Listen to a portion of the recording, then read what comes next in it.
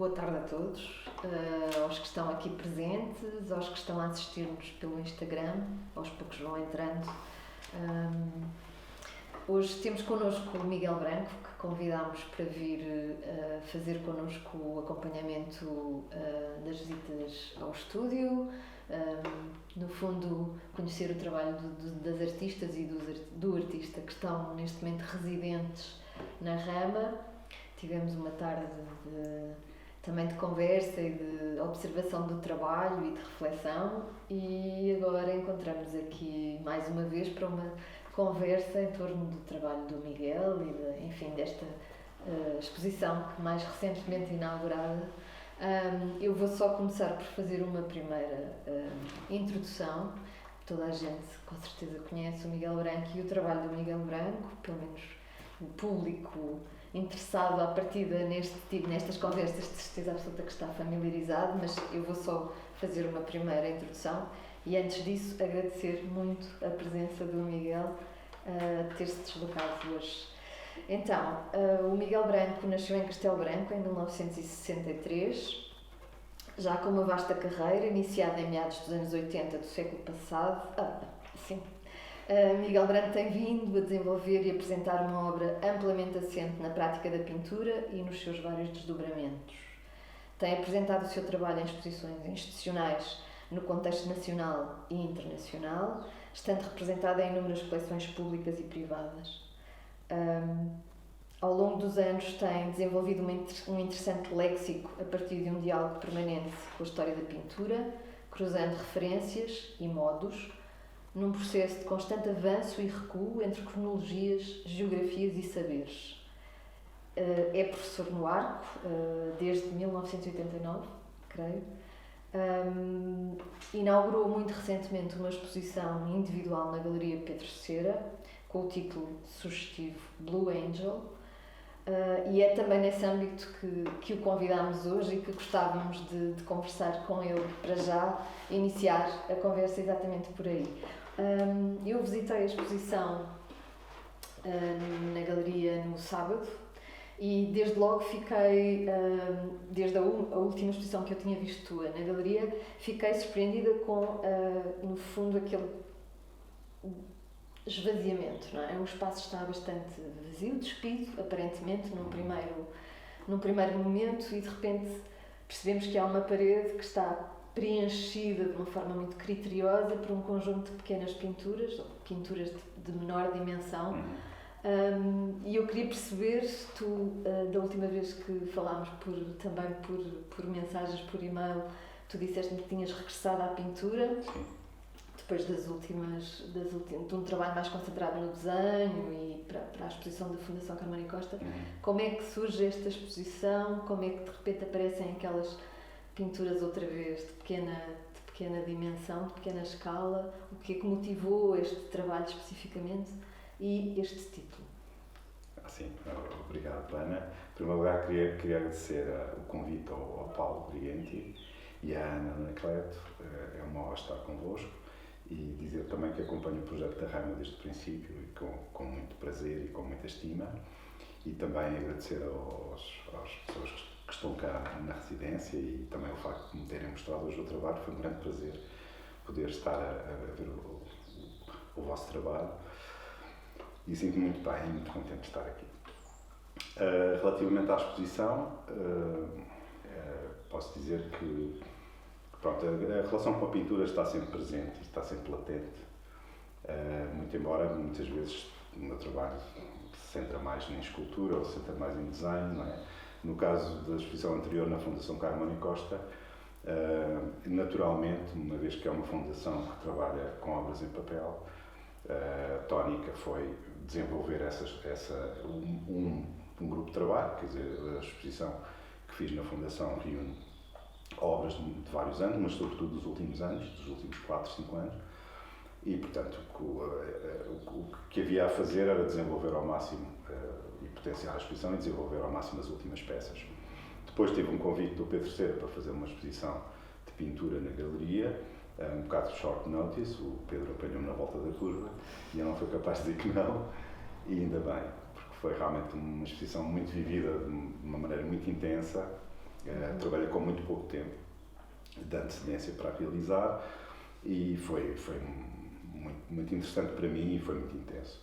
Esta exposição, o título chama-se Blue Angel, porque é uma exposição que tem a ver, eu não sei porquê, quando o Pedro me convidou para fazer a exposição, o Pedro Cera, pensei logo, não sei porquê, num quadro do Bosch, que veio à minha mente, que na verdade é um fragmento de uma pintura, e apareceu essa figura de um anjo azul, e estas coisas eu dou sempre Valorizas. Exato, algum crédito, não é? Às coisas que nos aparecem assim de uma maneira muito solta, e foi isso basicamente que eu fiz, foi utilizar essa primeira visão, digamos assim, de uma possível exposição, e que se calhar podia andar à volta desta imagem, e de facto foi o que aconteceu. Uma série de quadros derivam, mas a partir dessa imagem inicial. Eu não sei se me queres perguntar agora. Não, sim, eu sei que esta exposição, estas pinturas de pequena dimensão têm essa relação clara com a história da pintura. Sim. E com localizável, não é? Sim. Há ali uma presença, claro, o Bosch é uma... O Patinir, que é o contemporâneo do Bosch, também o Bruegel. Aliás, há uma sala no Museu do Prado que tem estes três autores em conjunto, que é provavelmente a minha sala favorita de todos os museus do mundo inteiro, e é uma sala que eu revisito sempre com Almeria, e é maravilhoso, quer dizer, tem lá o Jardim das Delícias do Bosch, não é? Que toda a gente conhece, quadros muito interessantes do Patinir, e o Triunfo da Morte do Bruegel, que para mim é assim, dos quadros assim, da eleição. E pronto. Agora, a exposição, muito embora tenha um núcleo, digamos assim, alguns aspectos formais, tem muito a ver com estes três autores, nomeadamente algumas paisagens que se repetem, as montanhas que se repetem, que vêm de quadros do Patinir. Ele próprio fazia isso na altura, não é? Tinha sendo um pintor flamengo e tratando-se de uma paisagem quase sempre plana, ele foi buscar aquelas montanhas não sei bem onde, se calhar num sítio qualquer, rochosas, e depois repetiu essa paisagem imensas vezes, não é? Vemos, não sei quantas, para aí 10 ou 15 pinturas do Patinir, em que aparecem essas montanhas com variações. Eu também gosto muito disso, gosto muito de ir buscar uma coisa, uma imagem, uma fonte de inspiração, e depois fazer uma espécie de...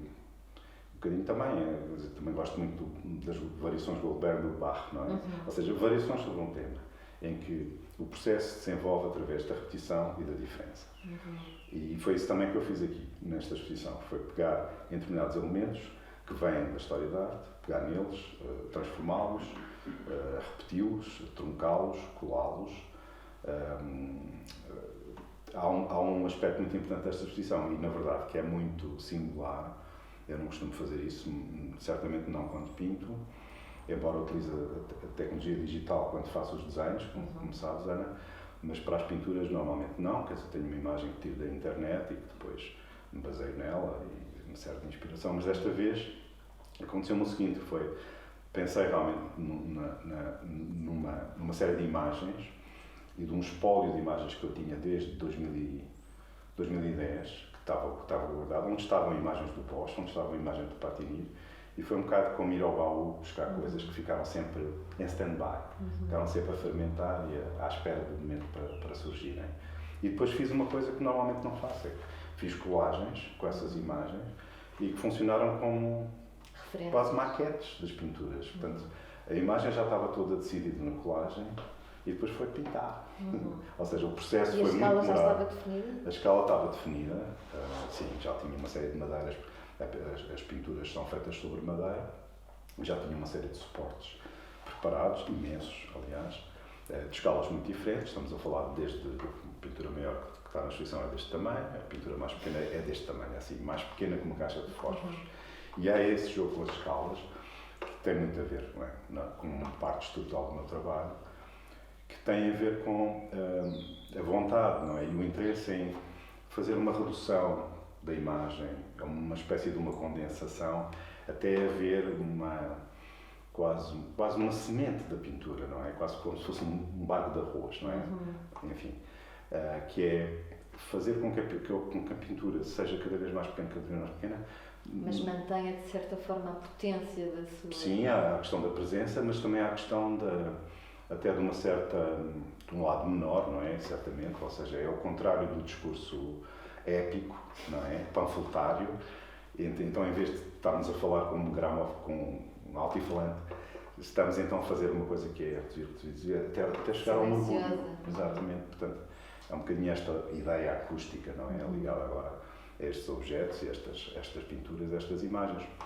Existe isso, não é? Essa tentativa de fazer condensar uma imagem quase ao grau zero, não é? Em que depois olhamos para ela e não a levamos a sério, ou seja, quer dizer, é uma coisa tão pequena, quer dizer, não, é como se fosse, aquilo não é bem uma pintura, é como se de repente se tornasse uma ideia de pintura. E isso interessa-me também. Mas não crees que a relação que ela exige ao espectador é talvez até mais demorada do que se estivesse em modo maior? Pois não sei, eu penso que sim, até no sentido de um certo desconforto que eu imagino que também surja pelo facto dessas pinturas realmente serem muito pouco usuais, não é? E pouco normais, não é? Nesse sentido da própria visualidade. Elas de facto pedem ao observador que se aproxime, não é? Mas ao mesmo tempo que nos aproximamos e que vemos a pintura, vemos a imagem, algumas são feitas com algum pormenor, outras não são, claro. Não é? Quer dizer, são ilusão. Aproximamos e ela desfaz-se, é como se de repente tudo aquilo se desmoronasse. Portanto, e na verdade as pinturas também são dispositivos visuais, claro. Que funcionam a esses três níveis, ou seja, de longe parecem pixels, não é? Quando nós entramos na galeria há uma parede que está polvilhada, não é, de cores, nós nem percebemos que formas é que são, aproximamos e vemos as formas, percebemos que tem figuras, que tem montanhas, que tem... circulares, outras exatamente, tem figuras de anjos, figuras de demónios, figuras de morcegos, figuras de caracóis, e essas coisas são reconhecíveis. Mas depois, quando nos aproximamos ainda mais, não é? É como se de repente tudo aquilo que é, enfim, a representação, digamos assim, parece que se desmorona, que se desfaz, e o que fica é uma relação também com dispositivos ópticos, ou seja, de repente a pintura que era visível torna-se invisível, desfaz-se. Existe esse jogo com a visibilidade e com a invisibilidade. Quando pensaste neste conjunto de pinturas, à partida, quando fazias as colagens e etc., tinhas pensado nelas com o dispositivo de ocupação da parede daquela forma? Elas já estavam pensadas para serem colocadas com determinadas distâncias, estabelecendo aquela... Sim, não. Havia duas maneiras de expor. Uma delas era expor em linha, fazer estas pontuações e deixando um espaço entre elas. Ou seja, a ideia, quando eu exponho em linha, elas nunca estão muito próximas, porque é muito importante que cada uma seja vista de uma vez, não é? No entanto, já tinha experimentado este dispositivo, não desta maneira, porque de repente eu pintei uma parede de uma cor, não é? Há uma parede de sala da galeria que está pintada de uma cor e as pinturas estão por cima dessa parede, estão visíveis sobre essa cor, digamos assim. Portanto, existe também esse lado cenográfico e nesse aspecto isso é novo. Mas o expor em estas pinturas pequenas em constelação, isso eu já tinha feito.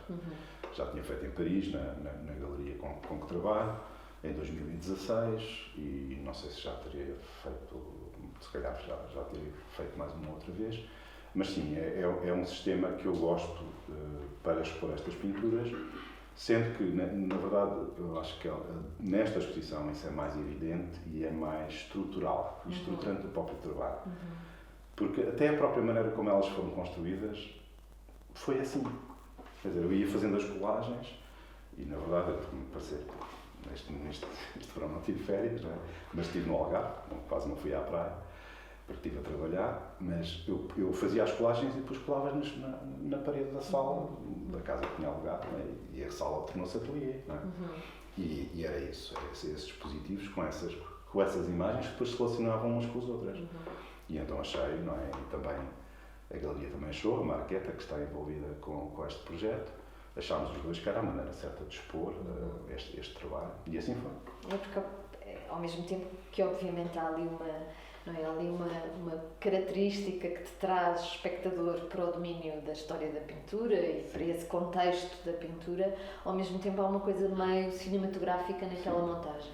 Há flashbacks, há elipses, não é? Há relações que tu estabeleces, coisas que parece que já viste ali Exatamente. há esta ideia também de uma certa repetição, que é uma coisa que para mim fez muito sentido, quase uma edição cinematográfica. Sim.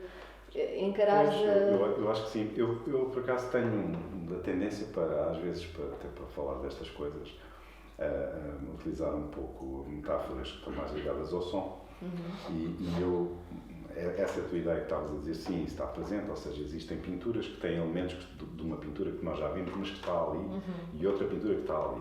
E é como se as coisas depois funcionassem de uma maneira vetorial, sendo que as pinturas nunca estão ligadas por famílias, portanto não há aquela coisa de, pronto, isto é um tema, assim está outra que pertence a este tema, pelo contrário, elas criam dissonâncias, como se houvesse ruído, quase, não é? Dissonâncias sonoras.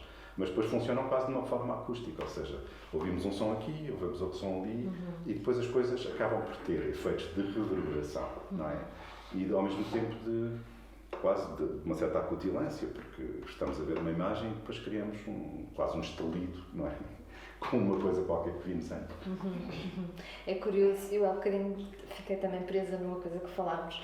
Ao longo do dia, quando estávamos a folhear este catálogo da Fundação, e que tem a ver com uma espécie de grande banco de imagens que tu usas permanentemente como... sim, a imagem do ateliê, não é? Falámos disso. Sim. Em que medida é que essas imagens são estruturantes na tua prática diária, no teu trabalho de ateliê? Estão lá como uma presença... quase como um lembrete que vai estando ali, ou são, no fundo, muito simbólicas de uma determinada narrativa que está por trás delas? Como é que funciona?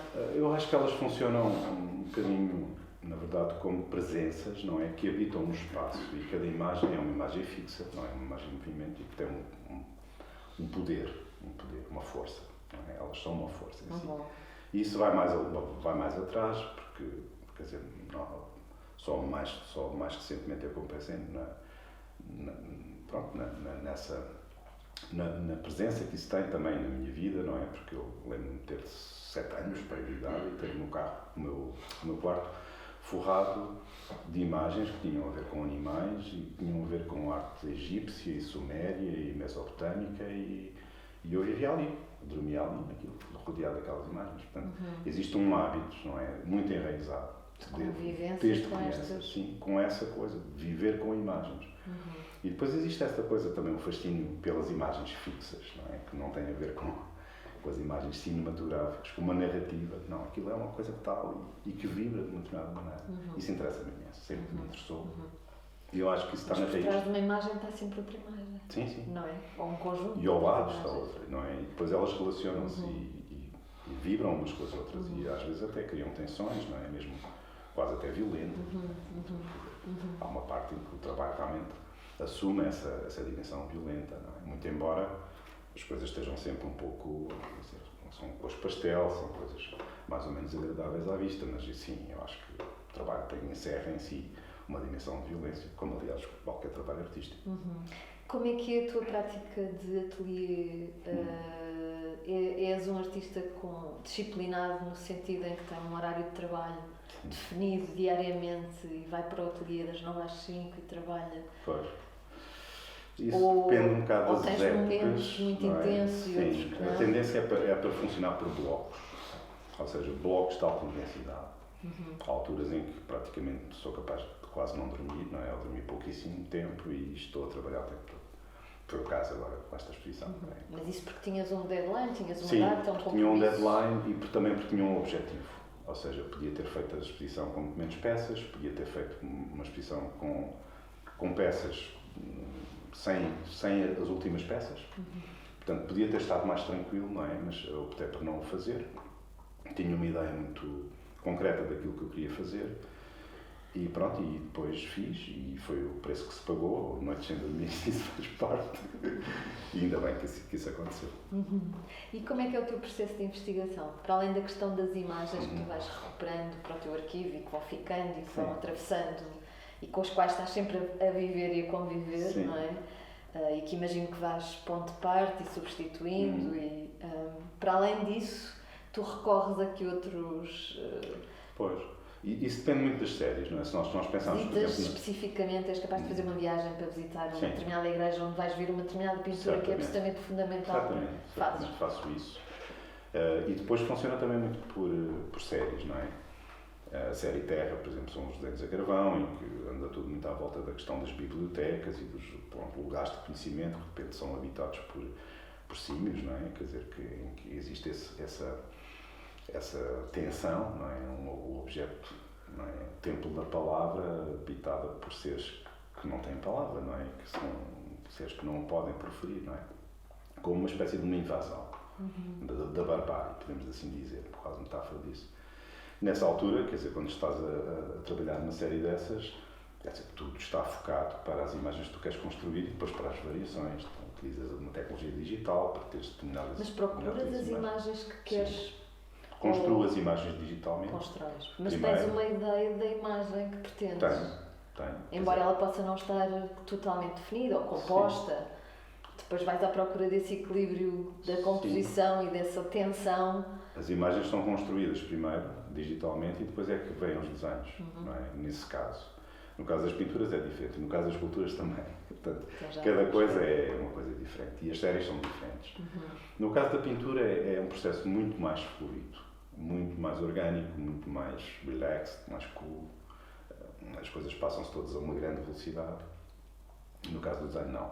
Porque existem mecanismos, até mecanismos de interferência que eu próprio crio, quer dizer, são desenhos muito complexos de se fazer, porque, quer dizer, o interesse dessas séries está precisamente nisso, que é eu não acreditar, não é, como é que se diz, na mestria como um valor, não é?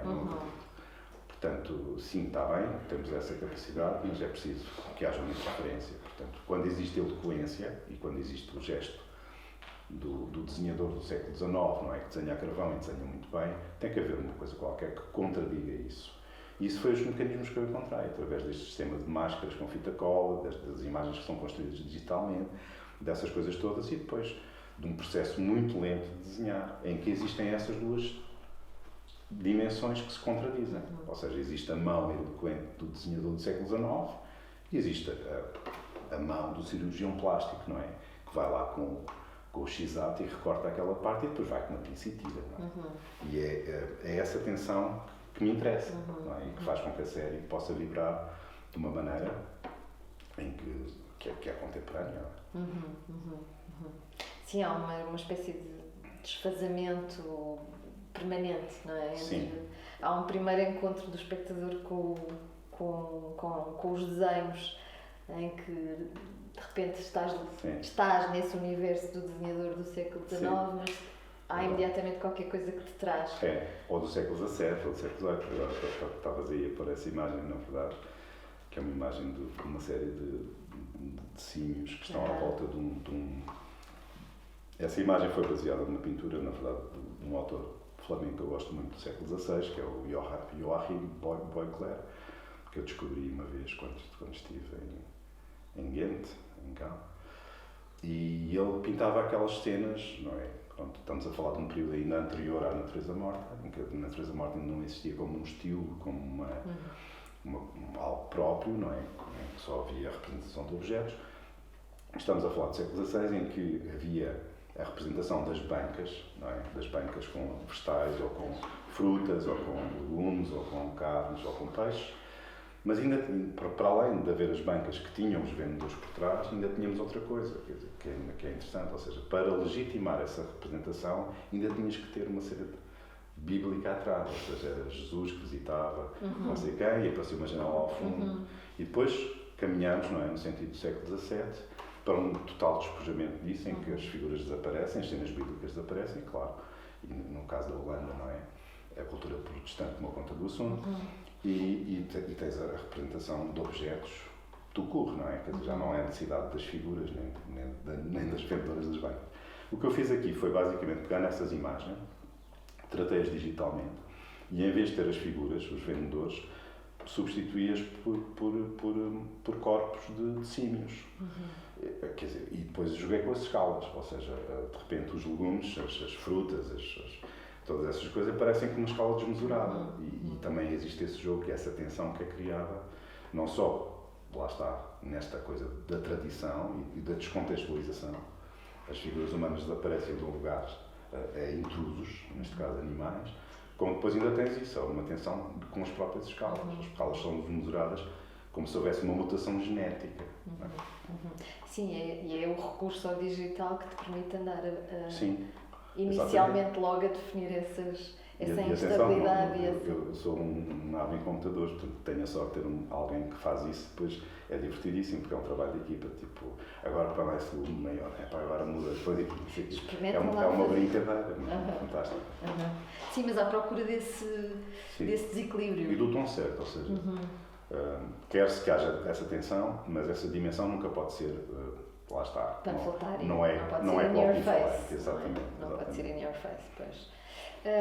Esta questão dos animais não é a primeira vez que aparecem, não é, no teu trabalho. Como é que eles aparecem e quando, em que séries? Pois, é giro porque havia uma altura em que me perguntavam essas coisas e porque pintas em escalas pequenas, porque pintas animais, eu ficava todo chateado quando me perguntavam essas coisas, mas realmente não há nada para uma pessoa ficar chateada, pelo contrário, porque são coisas mesmo óbvias, não é? Quer dizer, eu também agora, mais tarde, perguntei-me e cheguei a duas conclusões, não é? Uma delas é porque, para mim, pintar animais, sei lá, o animal é um campo de possibilidades, muito mais do que um ser humano, não é? Nós sabemos como é que somos, não é? Como é que é a nossa fisionomia. Um animal é sempre uma possibilidade de metamorfose. É um campo de projeções. E de metamorfose, de mutações, não é? Portanto, a liberdade é muito maior a esse nível e a questão da metamorfose é absolutamente central no meu trabalho. Existe outro aspecto que é o que é um animal. Podemos dizer que o animal é uma espécie de alteridade absoluta, é o outro absoluto, é assim, algo que nós somos pura e simplesmente incapazes de compreender. Nós podemos projetar-nos, não é? Exato. Nessas imagens, não é? E, pronto, por exemplo, a mim interessou-me muito a certa altura, fiquei muito interessado, quando estava a pintar a série dos animais, e que a figura era muito pequena e tinha um fundo bastante grande, bastante cenográfico. Começou por aparecer nessa série de pinturas, não é? Em 1990, aí a forma cristalizou, e eu pintei, em 90, pintei a série das galinhas. E em 92 pintei mais ou menos o mesmo tema e as mesmas escalas, mas com macacos. E estamos a falar dos polos opostos. As galinhas, podemos dizer que são uma espécie quase de impossibilidade de projeção psicológica. Portanto, elas funcionavam nos quadros como contentores vazios, não é? Ou práticos, estavam lá, não é? A própria pintura era eloquente, à maneira do século XVIII francês, um pouco de Watteau, um pouco de Chardin também, mas quer dizer, não faziam nada, estavam completamente esvaziadas de sentido. Depois, a série dos macacos, que foram 2 anos depois, criou outras questões muito diferentes, que é, aí tens um nível de projeção psicológica absoluto, ou seja, cães e macacos é onde podes projetar mais aquela coisa, aquela dimensão, parece um ser humano. E nós fazemos essa projeção quando na verdade não são, não é? Mas temos esse hábito. E aí, aquilo que era possível fazer, ou que eu achei que tinha que fazer, ao contrário da pintura das galinhas, que funcionavam de uma maneira muito prática e até bastante mais na superfície, quando eu comecei a pintar a série dos macacos, eu tinha que fazer uma coisa, que era jogar com as escalas. E fazia uma coisa que era, pintava com muito pormenor o rosto dos macacos, e estamos a falar de figuras assim, e do quadro que era assim.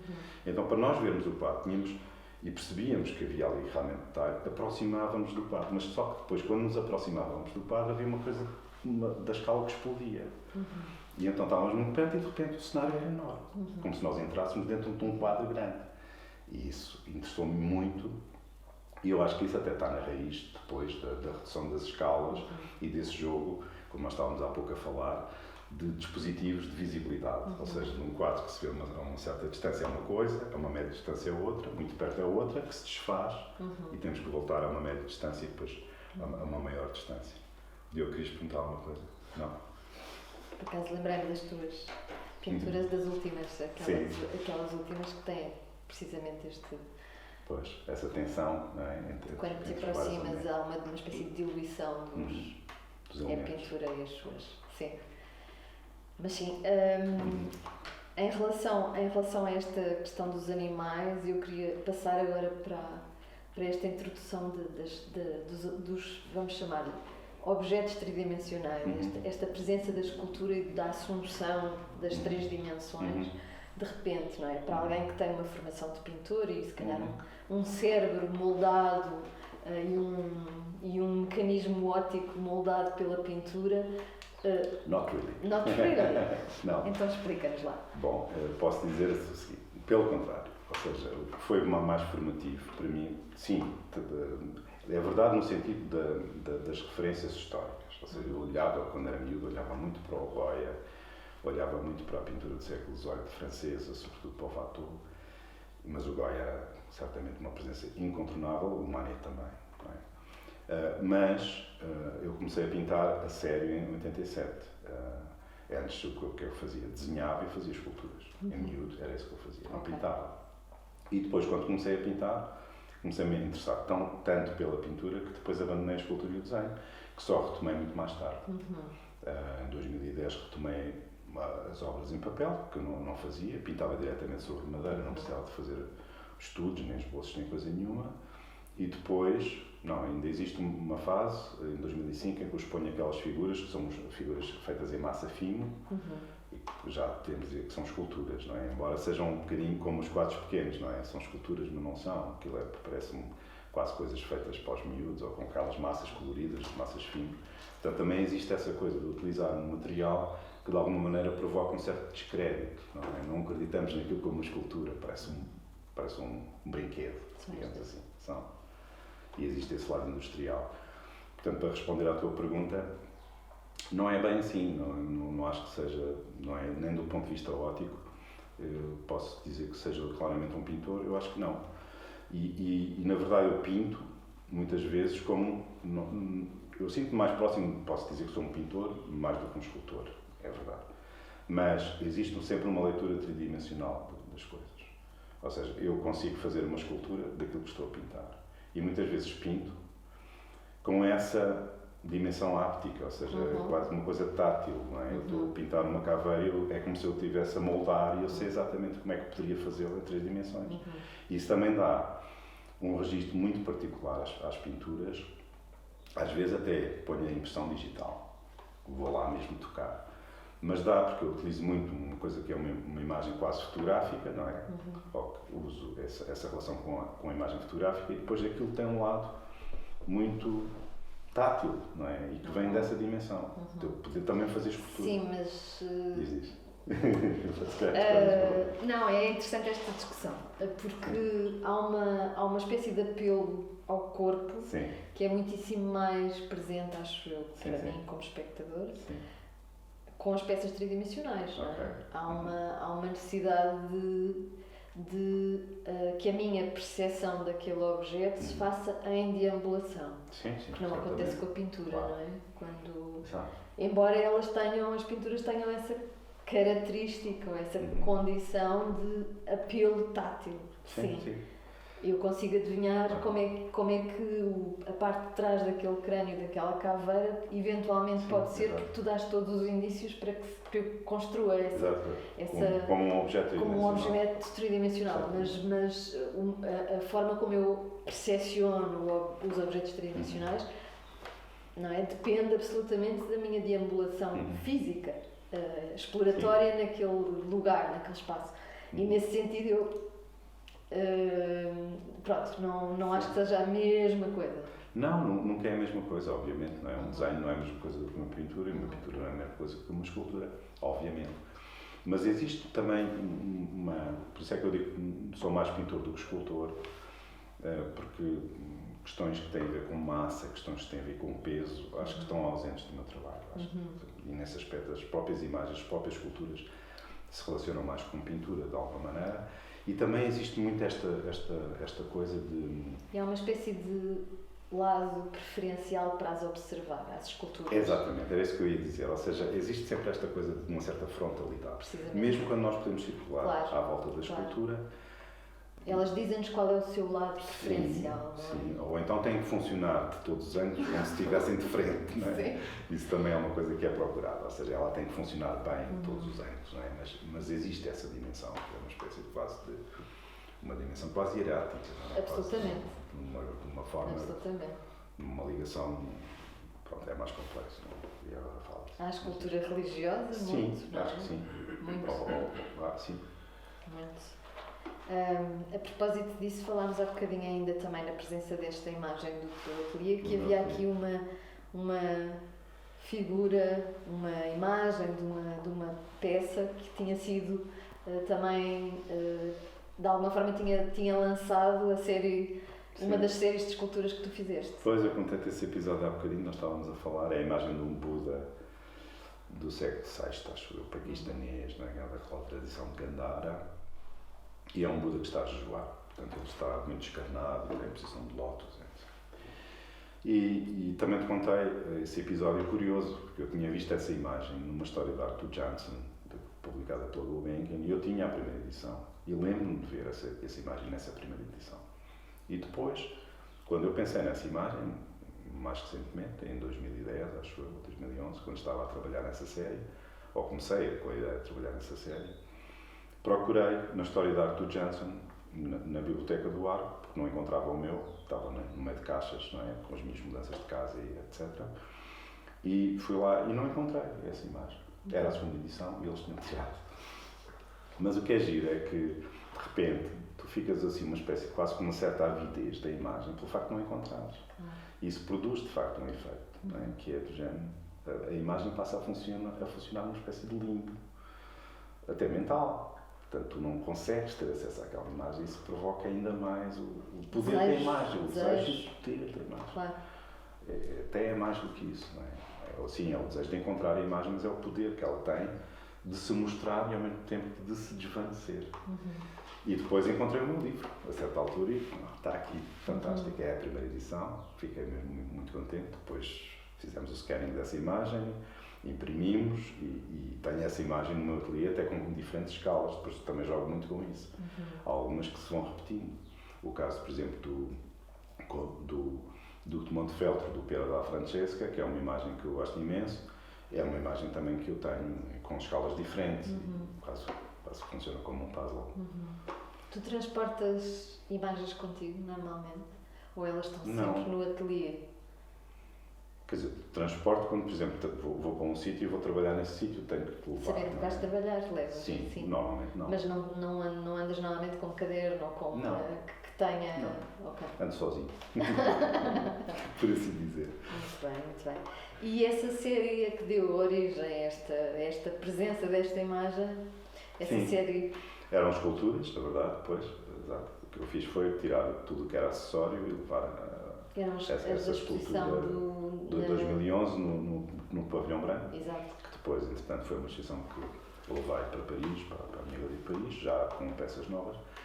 Mas pronto, havia esta ideia, também tinha a ver, é um cruzamento desta imagem do Buda a jejuar, não é? Como uma figura de ascetismo, não é? E depois um texto do Peter Sloterdijk, que eu gosto muito, em que ele falava daquilo que se passou nos desertos da Síria e da Palestina e também do Egito, penso eu, que era pessoas que iam para o meio deserto e que levavam uma vida das setas, não é? E alguns deles estavam em cima de umas colunas, não é? A meditar. E essa ideia para mim foi muito forte nesse momento em que eu estava a trabalhar essa série. E de facto expus essas figuras, que não sendo muito grandes, eram figuras deste tamanho, mas expô-las em plintos muito verticais e em que estavam em alturas diferentes. Nós, quando entrávamos na sala, víamos aquelas figuras, como as figuras eram bastante escuras, a uma certa distância, até tínhamos aquela ideia quase que parecia uma partitura musical, quase como se fossem notas musicais numa partitura. E depois víamos que eram monges, obviamente, não é? Que eram figuras feitas em bronze, elas foram fundidas em bronze, todas eram diferentes e estavam em alturas diferentes, mas todas estavam na mesma posição. Havia uma figura matriz, novamente a questão da repetição e da diferença, não é? Elas tinham todas uma figura matriz e eram todas diferentes. E depois colocavam-se a níveis diferentes, a alturas diferentes, não é? mas estavam todas inertes, não faziam nada, não diziam nada. E era uma espécie de... Eles eram uma espécie de guerreiros do espírito, não é? E estavam ali, hieráticos, em silêncio, em contemplação, ou em jejum, ou à espera de alguma coisa acontecesse. Que tipo de comportamentos é que tinham os espectadores, enfim, os que conhecem o teu trabalho e que estão familiarizados e que à partida é um público mais especializado, se calhar teriam um tipo de comportamento, mas o teu trabalho traz-me sempre esta questão para um público menos familiarizado com arte contemporânea, por exemplo. Achas que pode dar-se o caso de pensarem que estão a olhar para um objeto que tem às vezes acontece, de outro contexto cultural, claro. Eu acho que aí, pronto, tudo depende da maneira como é mostrado, onde é que é mostrado, como é que é mostrado, mas já me aconteceu. Mas interessa-te esse deslocamento? Às vezes acho piada, não é? Não é que me interessa muito, mas às vezes acho graça. Aconteceu, por exemplo, na minha galeria de Paris, eles exporem uma escultura pré-colombiana, até bastante abstrata, e depois exporem uma escultura que eu fiz em madeira, que era uma figura até bastante grande, era uma escultura assim mais ou menos desta altura, de um monge japonês, baseada na escultura religiosa japonesa, em que ele estava numa posição assim, mais ou menos, quer dizer, não estava propriamente nem a rezar nem coisa nenhuma, mas também havia essa questão do material, era uma peça feita em madeira, portanto, era um material ancestral. E eu lembro da Véronique me ter dito, a minha galerista francesa, me ter dito: acho que achei muita graça, Miguel, que entretanto apareceram pessoas lá na galeria e acharam que a tua peça era antiga e que a pré-colombiana era moderna, não é? Nem era contemporânea, era moderna. Mas eu achei graça. Sim, porque esta condensação, há uma espécie de condensação de tempos. As peças têm muito esta capacidade de condensar. Elas são, eu gosto desta ideia de uma coisa, a time machine, não é? A máquina do tempo. Fazer uma peça que condensa essas coisas e que ao mesmo tempo se projeta no futuro, porque existe essa dimensão, não é, de coisas que vêm do passado, que são trazidas para o presente, que têm muito a ver com o presente, tal como nós o vivemos, e que ao mesmo tempo muitas vezes se projetam no futuro. Existem em muitos trabalhos que eu faço até uma dimensão quase de ficção científica, não é? E esse cruzamento entre o passado, o presente e o futuro, e essa projeção no futuro, interessa-me imenso. Porque é uma coisa muito... Mas é também um jogo de aparências, que é muito curioso, porque acaba por funcionar como armadilha um bocadinho para o espectador. Completamente. Estou a dar-te estas pistas todas e com os códigos certos tu vais conseguir descortinar ou construir uma... Sim. Também me interessa outra coisa, que é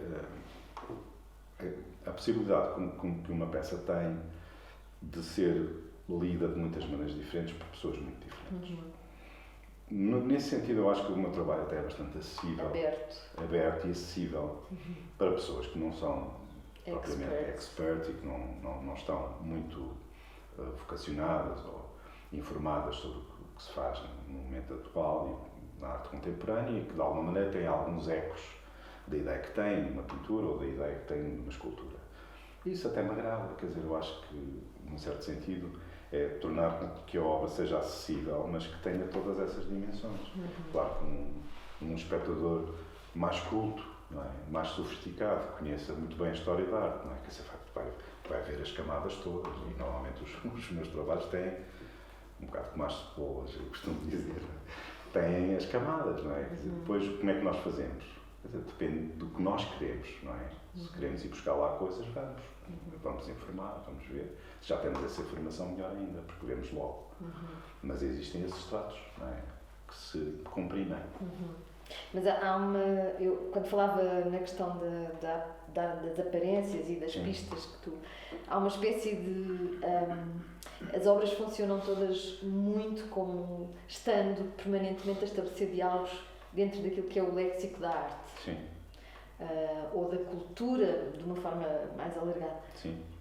Mas há bocadinho falávamos que a forma como a realidade, não é? O que nos é exterior, os acontecimentos, a atualidade, a política, enfim, todas as questões que estão à volta daquilo que é o trabalho no ateliê, de que maneira é que elas impactam diretamente nas séries que tu vais desenvolvendo, Sim. em função dos vários períodos e da tua experiência de vida, não é? Pessoal, também.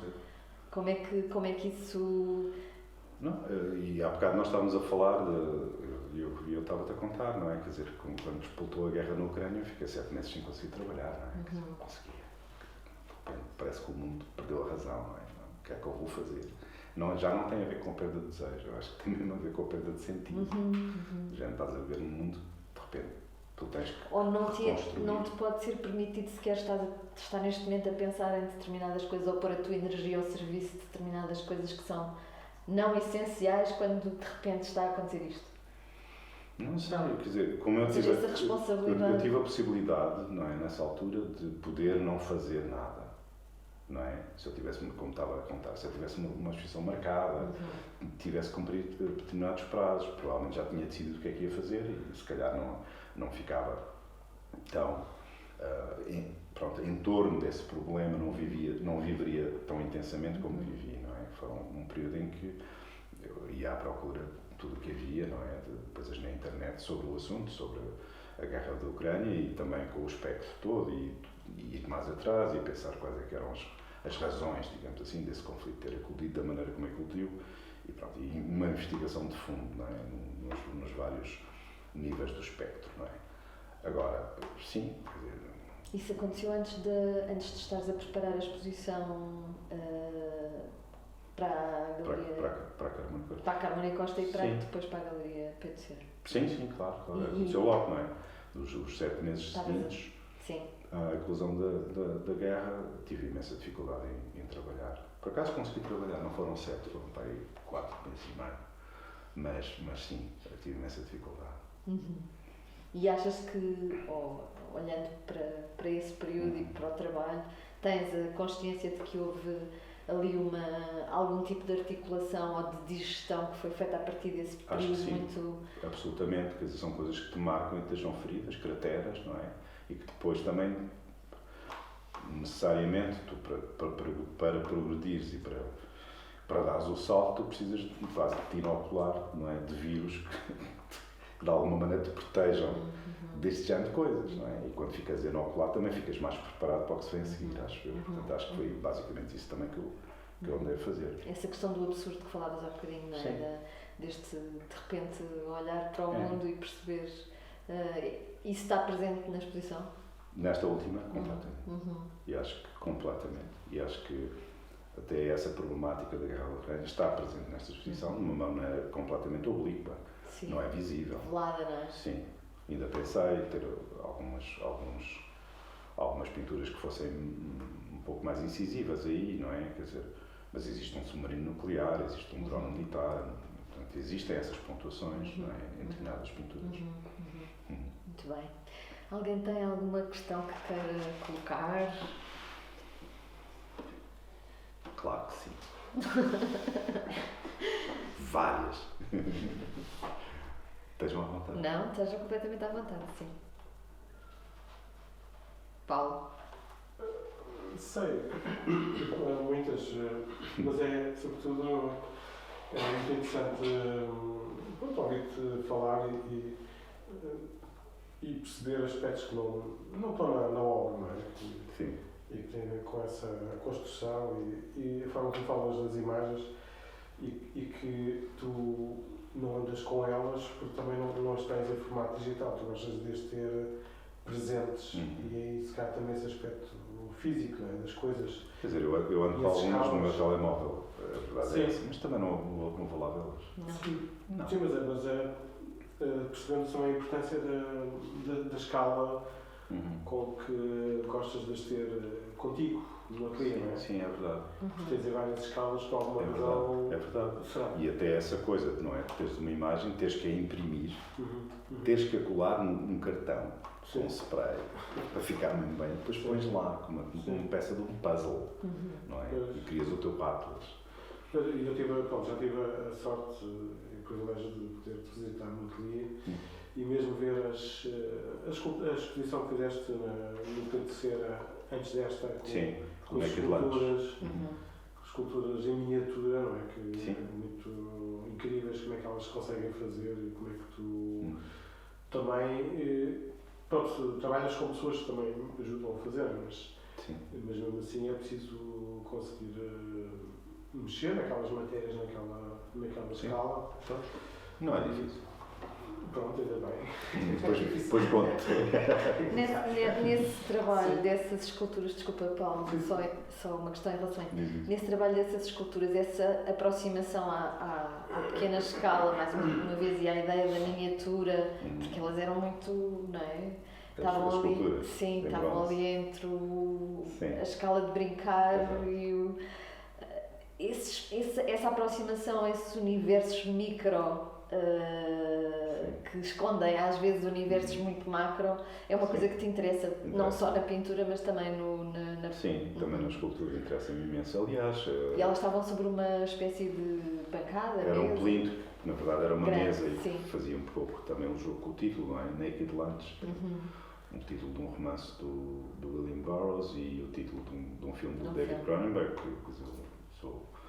o David Cronenberg é certamente um autor que me interessa muito e que tem um grande impacto no meu trabalho.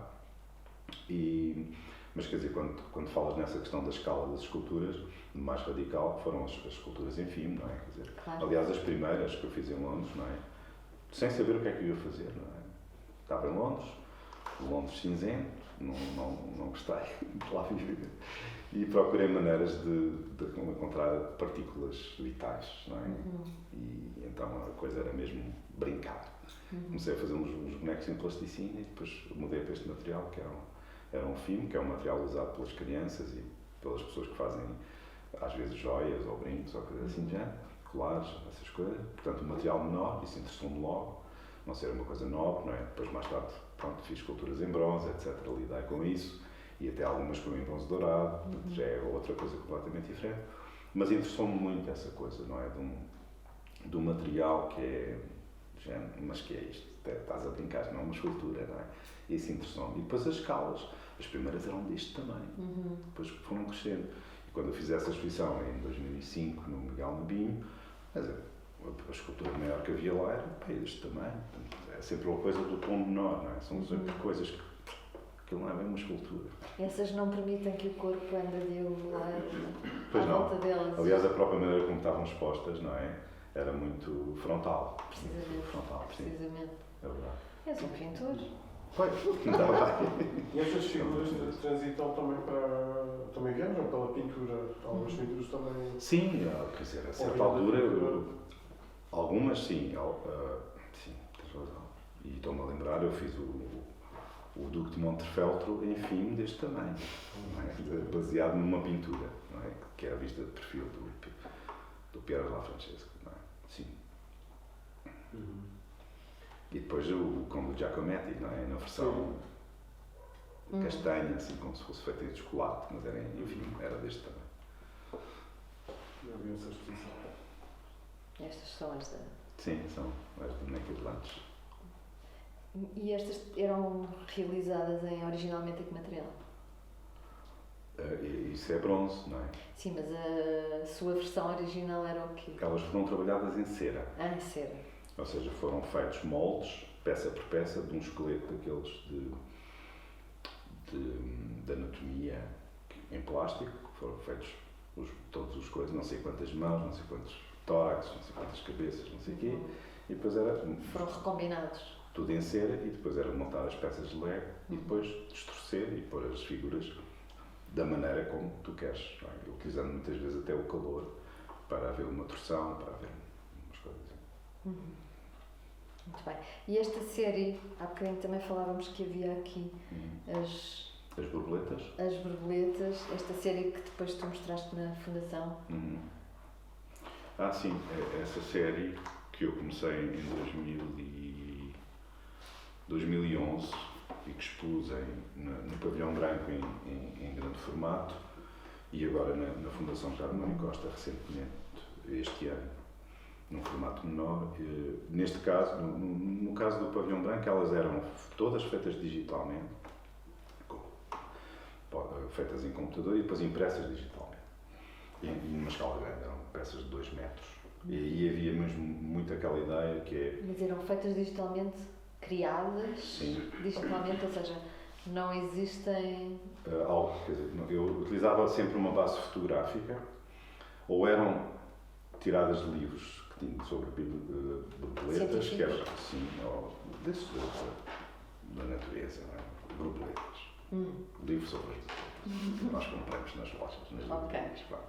Então é ir buscar imagens a esse livro, ou então fotografar. Tenho algumas borboletas, daquelas assim, com aqueles alfinetes, então era fotografar essa borboleta, mais a outra, aquelas que eu achei que eram mais adequadas ao trabalho, e depois transportá-las para um arquivo. Eu penso que para chegar a 10 borboletas das que eu imprimi, acho que tinha um arquivo pai com 400 borboletas. E depois existe esta coisa interessante que é, elas nunca são simétricas. Então tu tens uma borboleta que é assimétrica e depois tens uma. Depois vais ter uma outra borboleta, que é o lado esquerdo, fazendo o espelho. E depois tens outra ainda, que é o lado direito, fazendo o espelho. Ficas, cada uma dá 3. Exato. Não simétrica e 2 simetrias. E a partir daí começas a trabalhar, que é, recortas o fundo, recortas a borboleta do fundo, para ficar completamente plano e vazio. Depois começas a trabalhar no interior, dependendo do que tu queres fazer. Digitalmente ainda? Digitalmente. Okay. Às vezes eu introduzia elementos que nem eram visíveis. Por exemplo, nessa exposição do Pavilhão Branco, nós já estávamos com requintes de malvadez, não é? Eu e o João Brandão, que me estava a ajudar a fazer essas borboletas, às tantas vamos buscar o urinol do Duchamp, e vamos lá pôr esse na ponta das antenas desta borboleta. Mas quer dizer, não era visível, só nós é que sabíamos que estava lá. E as imagens do monge, desse tal monge a jejuar, também estava no centro de uma das imagens, como uma espécie de incrustação. Estas borboletas que eu agora expus na Fundação Carmo e Costa, elas foram construídas digitalmente, dessa maneira, foram impressas e depois foram redesenhadas. E algumas delas tinham elementos mesmo que vinham da tradição, até da iconografia cristã, como uma posição de Cristo, ou os anjos que começam a aparecer já nessa série, e que na verdade é a ponte para a exposição que tenho agora com o PCC. Ok. E o que é que tu tens agora futuramente? Estás a trabalhar escondido no ateliê? Não vais dizer nada. Segredo é alma do negócio, como se costuma dizer. Não que eu faça grande dela nisso, mas sim, tenho vários projetos, uns de escultura, outros de pintura, mas eu não gosto de falar nas coisas. Não estão pensados especificamente para serem apresentados num contexto, estás a fazê-los, é isso? Alguns estão a ser pensados já para serem feitos em um determinado contexto, mas eu preferia não falar. Serem apresentados, está bem. Ok. Muito bem, muito bem. Alguém tem mais alguma pergunta? Eu tenho uma questão que tem a ver com a escala das pinturas, mas também com as imagens que representas, no sentido em que, por serem miniaturas, essa é a minha sensação, por serem miniaturas, tem uma dimensão muito, muito intimista, que leva a que, ao querer ver melhor, acabes de estar sozinho com a imagem, ainda que a sala esteja com 20 ou 30 pessoas. Mas, por outro lado, parece-me que muitas das tuas imagens, seja desta nova exposição, como outras em que estou a pensar nas pessoas que estão a olhar para baixo e que estamos a vê-los bem cá de cima, muito, muito longe, parece haver um distanciamento também, e o pintar uma imagem, sendo que ela tem alguma dimensão psicológica ou metafórica para nós, também quando a pomos para fora, nós também temos esse distanciamento, provoca uma outra leitura ou uma outra relação com uma ideia ou com um pensamento.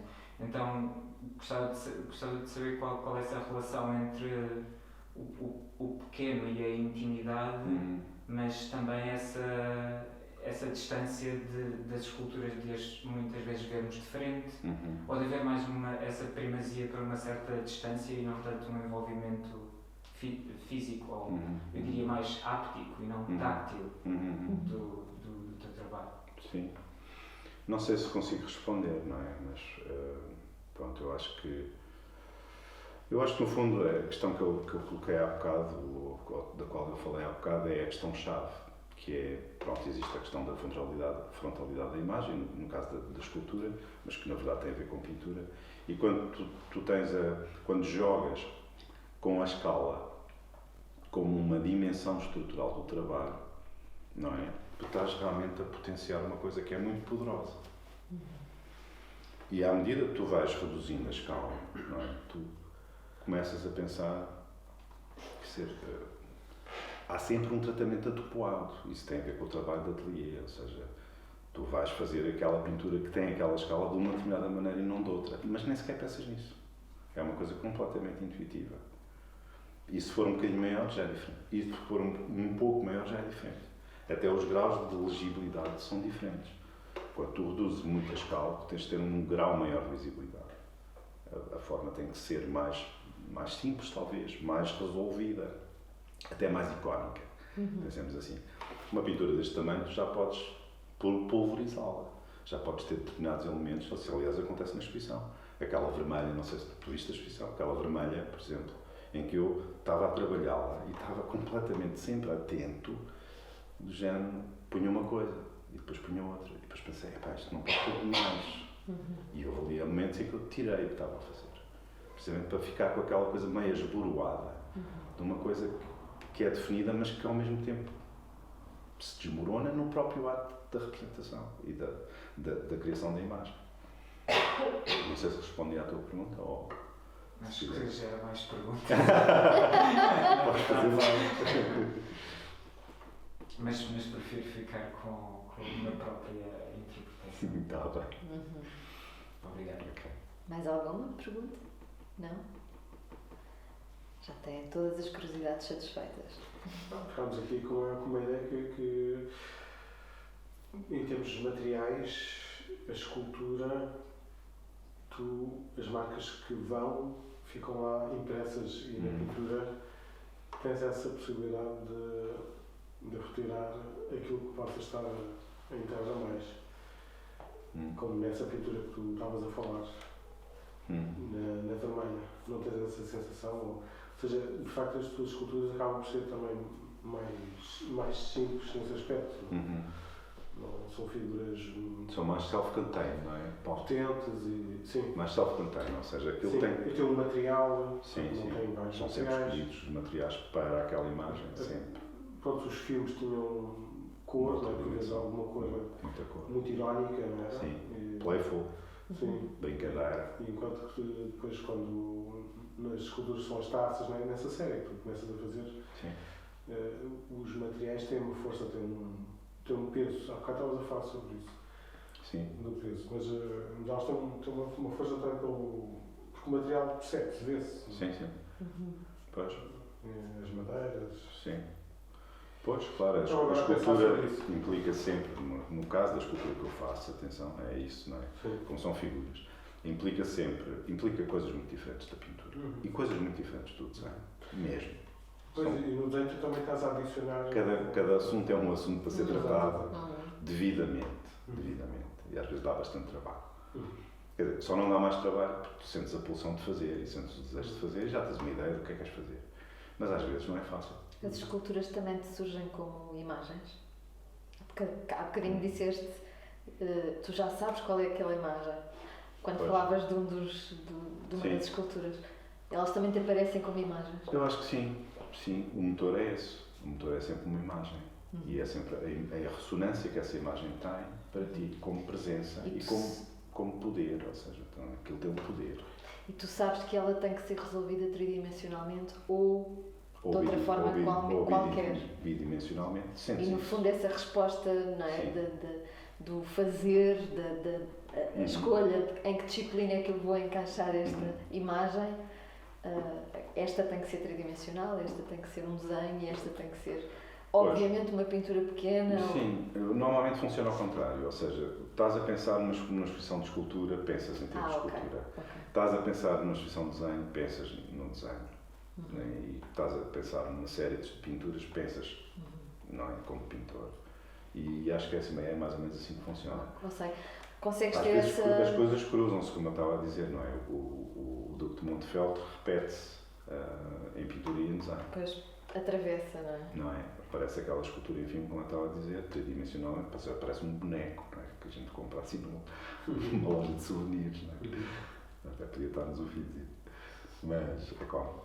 Mas sim, quer dizer, depois há as pinturas, e no caso das pinturas que eu pintei baseado nesse quadro do Piero della Francesca, que é um pintor que eu adoro, fiz muitas.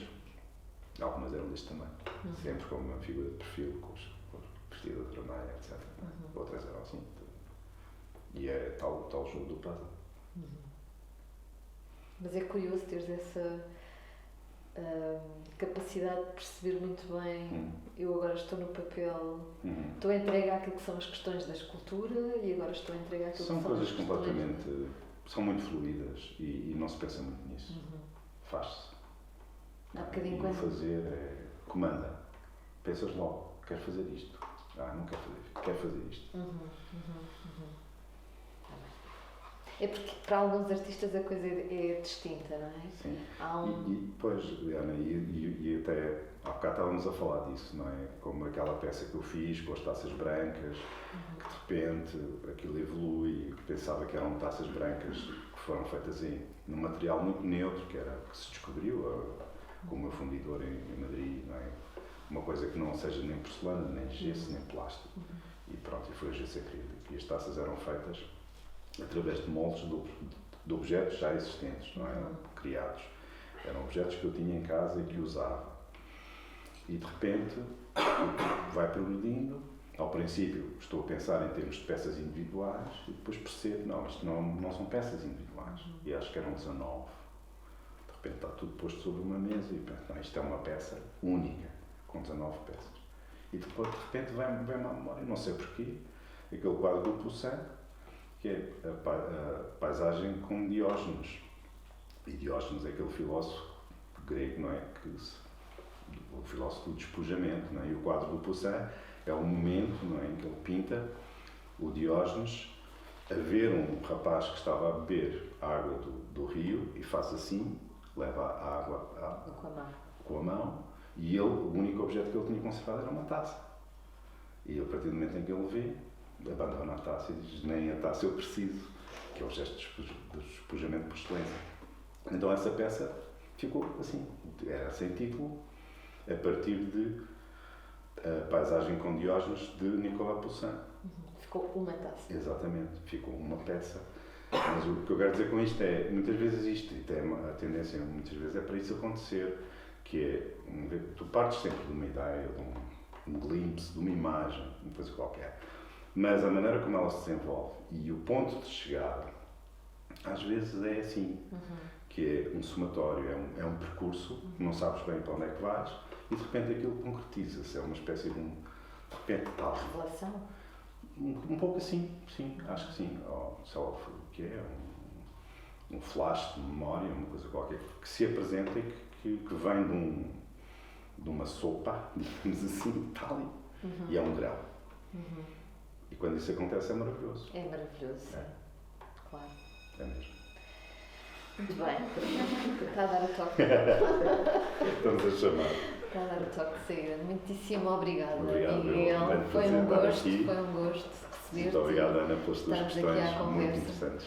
Adorei responder. Não, as respostas é que foram interessantes. Nada. Obrigada a todos também e voltamos no próximo mês com um novo convidado e uma nova conversa. Obrigada. Muito obrigado. Obrigada.